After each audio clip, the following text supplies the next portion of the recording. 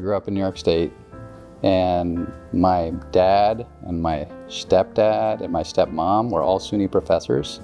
So SUNY has been just a part of my milieu. My wife got a job as a professor in the Maxwell School over in Syracuse, and I was I also had the opportunity to be a research faculty over there while I was working on another project. I remember coming over here, I'm just gravitated almost geographically to this portion of the campus, right? Like I knew that there was some open land up here. There's the cemetery back there, and I just came up here like I wanted to look for the edge, I think, of this campus world. It was the environmental studies department. I remember walking up and down the hallway one day and chatting up one of the faculty at that point, and it was like it had, compared to Syracuse, which is a beautiful campus, but this felt like a place that I just felt comfortable in. It felt like a good.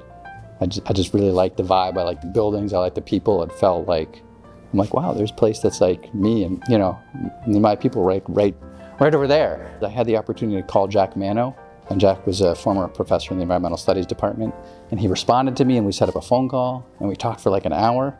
And then pretty soon after that, they were like, hey, we have a job opening here. Why don't you come and apply for it? And so it's just kind of magically, all of a sudden, my office was in that hallway that I had been roaming around in previously. And I had, in that exact spot, it became my kind of home. I think I've taught just about the same courses with a little bit of variation since, for the 14 years or so I've been here.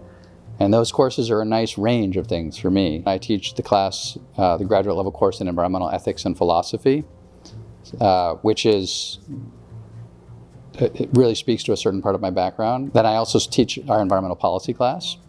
And then I teach a class in environmental public engagement and decision making. It's kind of the full spectrum of, how do we think in depth about what it is that matters, and how do we think about values? We all have our environmental values, right? But how do we meaningfully articulate what those are in the context of real world problems?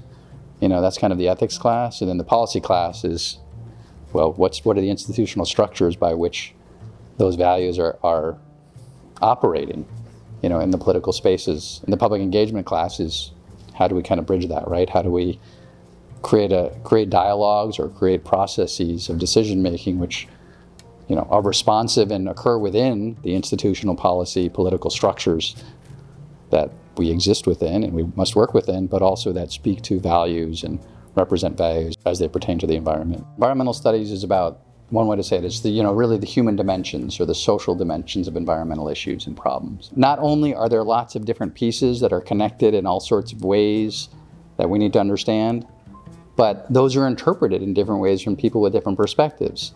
And not only that, people with different perspectives are embedded in structures of power and other sorts of relationships which shape whose voice gets heard, whose perspective gets shared. And we can't forget what our natural science colleagues also, the complexities they deal with of there's a lot of moving parts and a lot of feedbacks and a lot of nonlinear relationships going on as well. The fact that ESF has both of those, has a legitimate interdisciplinary environmental studies department, which is interdisciplinary social sciences and humanities to some degree, but within a context of natural science. I think that's an incredibly unique opportunity. The first thing about the average ESF student is they care about the environment. And that could mean different things. They're not expecting to be handed, the answer or the path. I think there are students who are willing to carve away a little bit, to forge their own way. They're taking our classes generally because they want to learn the material we have to offer.